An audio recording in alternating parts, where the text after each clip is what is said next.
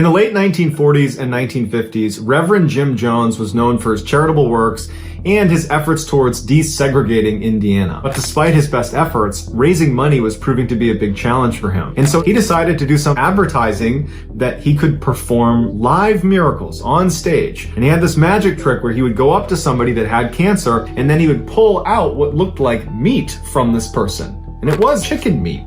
And he made it seem like he had removed the cancer, and people loved it. And it was around this time that Jones began to realize the power of his own influence. This power trip would cause Jones to lose his grip on reality. And all of a sudden, it's this huge scandal that Jim Jones is the leader of a cult. He up and leaves for South America with hundreds of his most loyal followers, and they resettle in an area called Guyana that would eventually be called Jonestown. And he began pumping these crazy speeches 24/7 over loudspeakers all over the camp. One defector said the speeches were centered on this idea that back in the United States, the government was systematically rounding up and sending them to concentration camps. U.S. Congressman Ryan had been keeping close tabs on the People's Temple, and so on November 18th, 1978, Ryan, along with 18 other people, flew to Guyana to talk to Jim Jones and to make sure that everything was okay. But Jones, in his totally delusional state, believed Ryan was being sent by the U.S. government to round up the members and to ship them into concentration camps. And so as soon as the congressman left the camp, Jones sent a security team after them, and they shot and killed Leo Ryan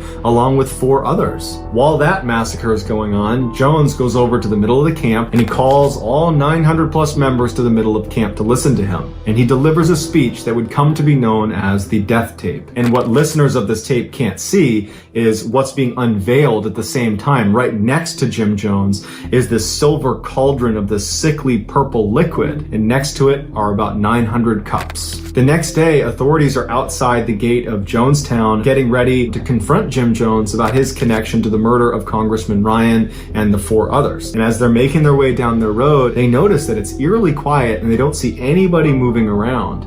And as they're walking through some of the high grass, someone trips and falls, and they think they've stepped on a log. When they stand up and look down, they notice that it's a dead person. And they notice that all over the ground in front of them are hundreds and hundreds of dead bodies. The previous night, that purple liquid that was revealed to the crowd after Jim Jones begins his speech was Kool-Aid mixed with cyanide. And over the course of several hours, and it's all recorded on the death tape, he encourages his members to come up and die with dignity and drink the Kool-Aid. And after everybody's died, Jim Jones doesn't even drink from the Kool-Aid. He ends up shooting himself.